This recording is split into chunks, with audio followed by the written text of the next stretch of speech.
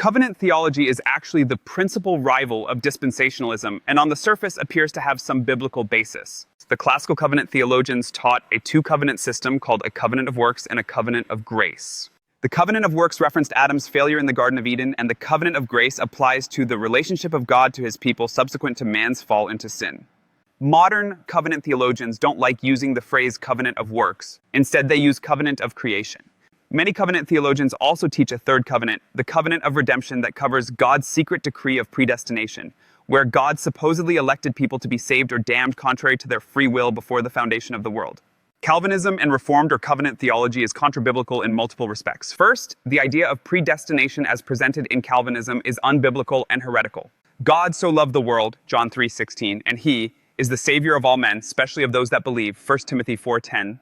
God wants all men to be saved and to come unto the knowledge of the truth, 1 Timothy 2:4, and is not willing that any should perish, but that all should come to repentance, 2 Peter 3:9. God's will can be resisted, Acts 7:51, and man's will is not totally depraved, or God wouldn't give him the choice to either receive or reject Jesus Christ.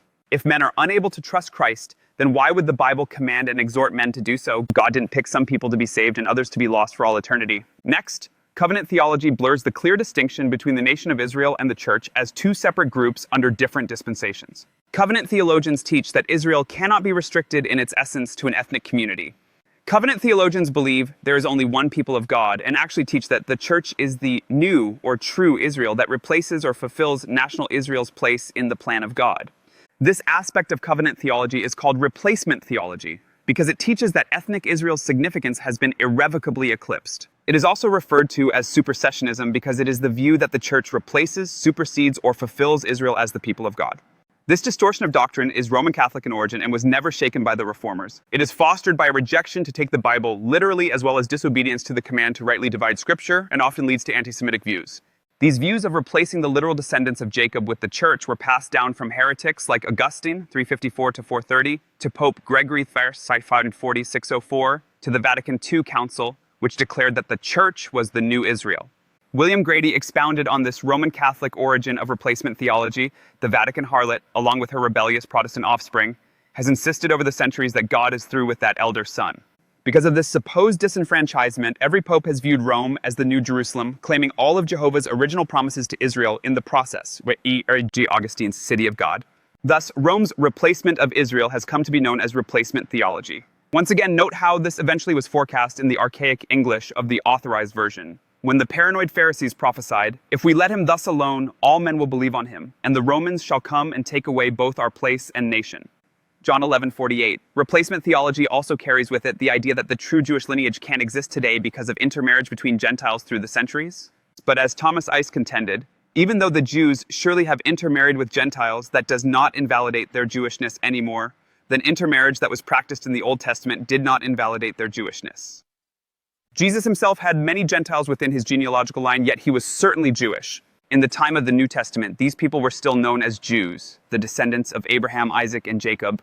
The notion that Jews cannot have the blood of Abraham, Isaac, and Jacob flowing through their veins is purely one manufactured by those with an anti-Semitic bias. If the descendants of Abraham, Isaac, and Jacob were considered Jews after 2,000 years by Jesus in his day, then why should they not be considered descendants of Abraham, Isaac, and Jacob today, after another 2,000 years have passed?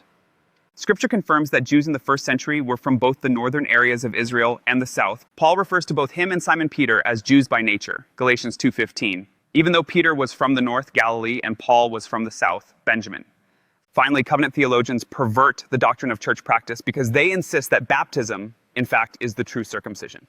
Reformed doctrine teaches that circumcision under the old covenant is replaced by baptism under the new covenant. The cleansing rite of the one covenant is replaced by the cleansing rite of the other. If circumcision is replaced by baptism, and by that they mean sprinkling, then why are girls allowed to be baptized when only boys can be circumcised?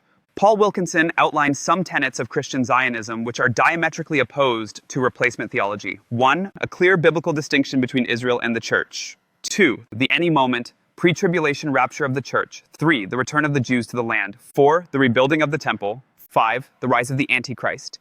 6. A 7-year period known as the Great Tribulation. 7. The national salvation of the Jews. 8. The return of Christ to Jerusalem. 9. The 1,000-year reign of Christ on earth. Thank you. I will be back soon with another video on dispensational theology.